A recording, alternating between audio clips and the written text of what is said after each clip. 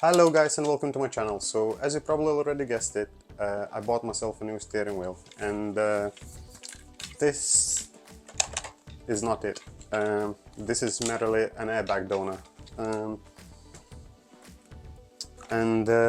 Well, this is my old steering wheel, the ugly duck as I would like to call it. In fact, I think it's so ugly that I don't think it had any place being in a sports car. I don't even consider it a sports steering wheel altogether. So you're probably wondering then, where is the steering wheel that I actually bought for my car? Well, it's already on my car. I fitted it already, and yeah, so let's go have a look. And here it is, guys. So here's my new steering wheel. And I absolutely love it. I think it's beautiful. I think that's what should have come with this car anyway. I don't think that it should have been an optional extra, a sports steering wheel on a sports car. I think it should just come with it as a standard, because buying a sports car not having a steering wheel, a sports steering wheel, it just seems weird to me. But anyhow, yeah. So let me put the camera on a stand and we'll chat a bit more about it. Yeah, so here it is, guys. I absolutely love it. It's a tad smaller than the original one. It feels much better in your hands. It looks different. It completely changes the interior. It's a lot better than what it was before. It updates it, modernizes it. It feels more sporty, which that's what you want in a sports car. It's just great. I love it. The only thing, and I think you might have noticed it already, is these little things on a manual. Now you may ask, what the hell? And I shall explain. Yeah, so let me explain. So the steering wheel without the flappy paddles, to find one is nearly impossible. And if you do find one, the prices are ridiculous, and I'm not joking. Without an airbag is between 600 and 1,000, depending on a day of the month, I think, or I don't know what. It's just everybody just makes the prices up, and they're all ridiculous. I think they do that because nobody really sells them. If you have one in your car, you're kind of happy with it, and you just go along. But these come up for sale all the time, and usual asking price is about between, I think, 150 to 300 pounds without an airbag. Now, a few weeks back, I found this one on eBay on an auction, and it was no reserve auction, and the bid was, I think, 40 pounds. So I thought, okay then, and I put a bid of 50 pounds, and lo and behold, I won it for 50 pounds, and plus 10 pounds delivery. And I just couldn't believe it, and I thought, okay, well, fair enough. And I thought, what am I going to do about these? Initially, because I never actually held steering wheel like this, or even been in flappy paddle Porsche, so I didn't actually realize how they work. And I thought it's just like the two buttons in here, and that's it. And I thought, okay, I can remove this plastic bit, and I thought I can fiberglass it over and kind of, make it look kind of that they were never here. And I did not realize how big they are, and that they go to the back of the steering wheel as well, and you can do plus and minus from both sides. So that's impossible now, so I can't really do that. But anyways, I thought I'll fit it no matter what, and I did. And I'm glad I did, because it doesn't actually bother me that much. It doesn't get into my way. I think it looks nice, and yeah, I'm just glad about it. And yeah, the airbag. So the airbag, obviously, I had to get separate, and the airbags are quite expensive as well. They're usually about between 400 and 500 pounds as well. That's depending on the day of the month, I think, as well. It's just they make the prices up as they go along. One day is one price, another day is another, but hey-oh. But I managed to find the steering wheel that you might have seen in the beginning of the video for 300 and, well, it's stroke a deal with the seller for 320 pounds including delivery, an airbag and a steering wheel. So I used the airbag from that steering wheel for this one, and that steering wheel over there that I have upstairs is kind of surplus to me, so I'm going to be selling it. for anything really. I don't want much money for it. I'll sell it for anything. Yeah, so that's that. But there is few issues with it now. Well, it's not an issue. When I fitted it, I did not get it bang on, so it's slightly off center when I drive it. Oh, Jesus Christ. Excuse me. Yeah, sorry about the noise, the main road. Yeah, so it's slightly off center, so I'm gonna have to remove it again and just kind of twist a bit and put it back in. But first I need to remove the airbag. So I thought this video will be kind of a little bit of a fitting instructions, whatever video. So for that, you only need, it's dead simple, you barely need anything. For that, you need a screwdriver, as an Allen key screwdriver, any will do, about 4 or 5 mil. And there is a little hole in here, and I'll show you on my old steering wheel. And I hope you can see it. Here's the hole. So you kind of stick this in, and you can kind of try to feel it. And what you do is, you're trying to hit it on one of these. So when you stick it in and hit it, and you push it up, it lifts them all up. So it's like 4, 5, 1, 2, 3, 4, 5, 6 kind of areas where it compresses, and it pops the airbag right out. It's a little bit more tricky on these. You have to kind of play them out, but you'll get it once you do. You'll kind of have to wiggle it until it comes out. It's a bit of pain in the ass, to be honest. But on these, it just pops right out. But before I do that, we have to disconnect the battery. That's the most important and the crucial step. That's the first step you should do. Disconnect the battery and leave it off for about 20 minutes to half an hour, or even longer if you want to, or say just to be safe. Now, I have done it already, but just in case you don't know how, I will show it to you right now. So let's go and have a look. Right. Sorry the car is all messy, as it always is. And believe it or not, it's not because I daily drive it. It's because of this guy. And trust me, it is even bigger than it looks in the video. It is absolutely huge. And every single morning I wake up and I go outside, it looks like the tree just vomited on my car. That's every morning. It's very frustrating, but what can you do? Yes, so we'll pop the bonnet open, take these out, and we expose the battery. Then we get 10mm socket. Sorry. 10mm socket, one of these, or spanner will do as well. And yeah, just take one of these off. Sorry, my camera is all shit. Yeah, just pop one of these off and leave it off for about half an hour, longer if you want to. If it's windy and you have a tree with loads of leaves flying around, put this back on because you don't want them in, because believe me, that's what it does to you. And the crucial step: do not shut your bonnet. Pop a little rag just in here where the latch is. Lower the bonnet. Just leave it on, because otherwise you're going to lock your battery in, and that's a job and a half. Okay, yeah. So we're back in here. So we left the battery off for half an hour at least. And before we do anything, we're going to pop the battery, the airbag. So we find the hole, here it is,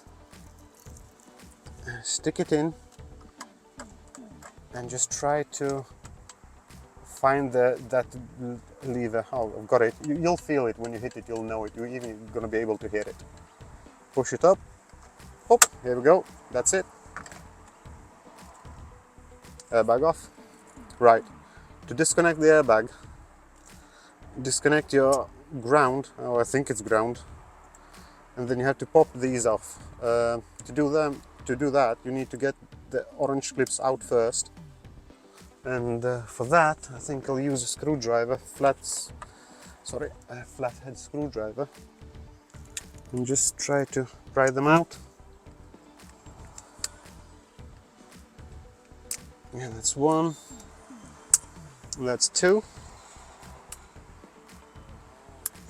Oh, Don't remove them completely like I just did.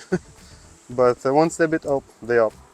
Then just pry these up a bit and they come out. There we go. That's one. That's two. That's it. Airbag off. Now, oh, 1 second. I'll put this back in. Does it matter which way? Yes, it does. Okay. So yeah. So the next step is to remove the nut. For that, you need this tool that it's not the 6 star, it's 12 star, whatever, 12 gauge, whatever it is, and I can't remember what it's called, but I'll look it up and I'll leave it in the description. But you don't actually need that. All what you need is T55, and T55 will do just fine. That's what I've got, that's what I'm going to be using, that's what I used before, and trust me, it works just fine. So if you do have T55, don't bother even looking for that other socket, you don't need it. Right, so let's do this.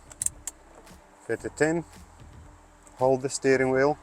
Do not, one tip, do not try to force it, you know, force the steering wheel, hold the steering wheel, because if it locks, you might break your lock.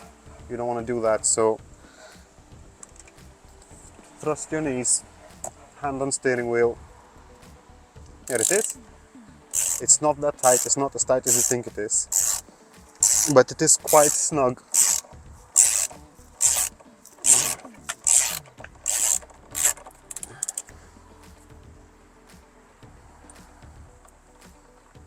Right, it's off. Somebody put Loctite before, I didn't. I think I might do this time, because I think I'm doing this for the last time. I don't think it's gonna come off anytime soon. But right, so all what I need to do is pull it, which is, it comes off very easy, you don't need to use any force. And remember kind of where it is and try to realign it, and I'm hoping that's going to work. Another tip, sorry. If you're doing this for the first time, on the steering wheel itself there is actually a notch where is the dead center, but at least on my steering column there isn't. So get a Tipex or something and put a mark on it, and then when you remove your old steering wheel, so you'll know where it is, kind of thing, and then you can judge it. But yeah, wish me luck.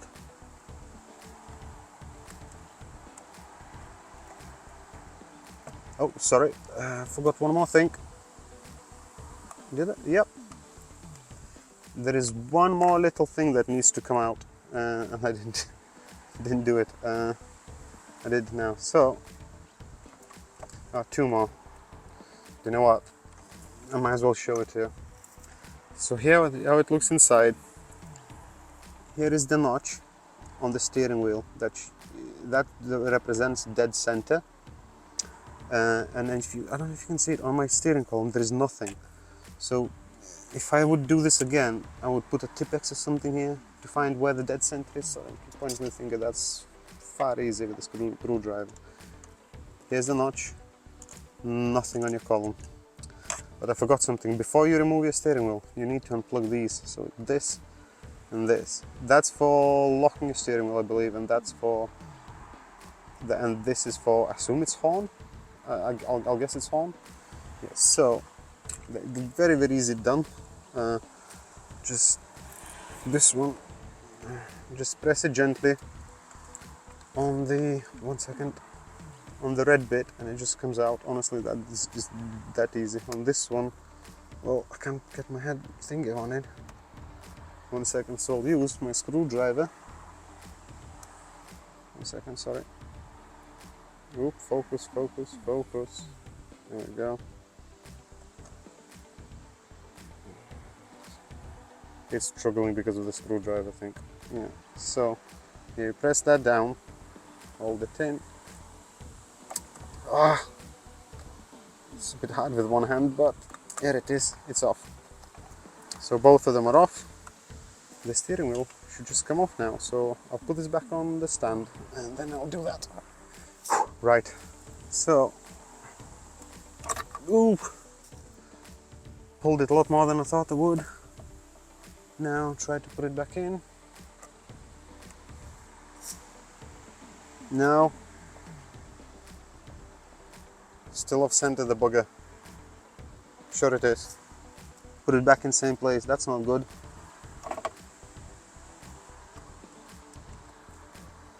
That might be too much, or maybe not. Yeah, I think that's it. Looks straight. Now, I thought I'll put Loctite now, but I won't do that now. I'll just make sure that it is dead center, and then once it will, well, once it will be dead center, but once I'm sure, I'll take it off again, and I'll put some Loctite, and I'll put it back on. Right, so plug the wires back in. 1, 2. Get the nut. I think this way will be a bit easier. There we go.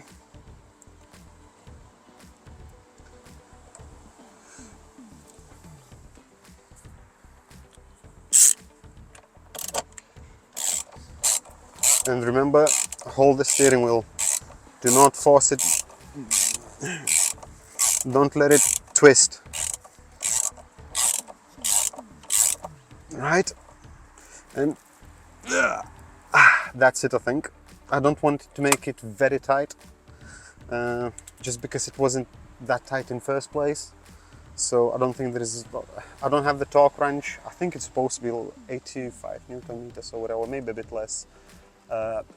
Google it, I think, or I might Google it and I'll have a look. I'll look it up and I'll leave it in the description.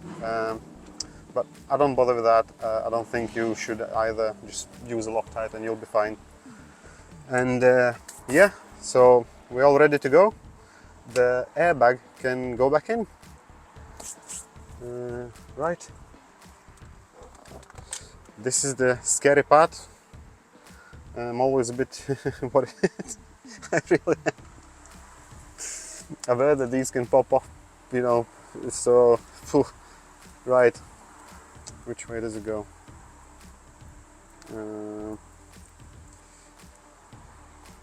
It goes this way. 1, 2. Right, both are in. The ground wire, or whatever it is, back on. Make sure the orange bits press back in all the way, so it's secure. Now for this wire, there is like a track that it goes back in, so make sure it goes back into that track. And that's it. Ready? That's it. Okay. Now just to reconnect the battery, and I hope that will be fine. So I might as well just take you with me and I'll show you how to do that in case you don't know. Battery. Here's our lead. Sorry for my shaking, I'm doing this all one-handed. I should have put on a stand really, but I didn't, so. Here's the lead. Back on. Oop. Okay, back on. 10mm spanner or a ratchet, whatever you have. And just work the. Oh, 1 second.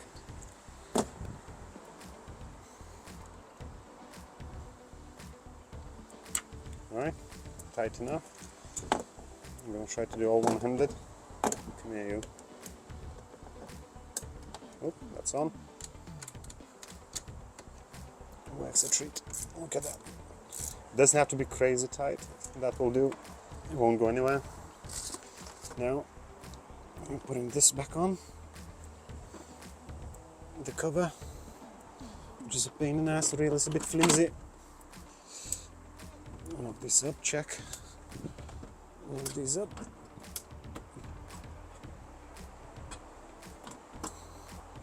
That's on. That's on. that can go back in. Can shut that. Now, once you put your battery lead back on and once you put your ignition on, a bunch of stuff will show up on the dash saying PCM failure and all this and that. All what that really is, you took the battery lead on and off, and then you remove the airbag, and the steering wheel. So the car kind of doesn't make any sense, but it doesn't know where the dead center of the steering wheel is, so it has to recalibrate itself. So once you start the car and actually start moving, within 2, 3, 5, 10 feet, it'll just recalibrate itself and it'll just go off on its own. And that's it really. Here it is, it's all fitted back on. It feels great. It seems to be dead center now as well. I drove with it for a couple of weeks now already, and I would definitely recommend it, definitely. These flappy buttons, whatever they are, they don't bother me at all actually. They don't look terrible or out of place either. So I'm fine with it. If in future I'll find a steering wheel, just a plain steering wheel without any flappy paddles or whatever, you know, the one that's meant for manual. If I'll find it for a good price, I might consider buying it, but probably I'm not even gonna bother, I think, because this is just fine. It looks great, it feels great. It's a tad bit smaller, which that was really bugging me actually. The other one, the old one, this one is just too big. So it's all done, guys. The steering wheel being removed, refitted. I hope you like this. I hope you like the steering wheel. I hope you enjoyed the video. I have a few other videos up and coming. One of them is quite a surprise. And yeah, so please join me in my next videos, and thanks for watching. Cheers, bye bye.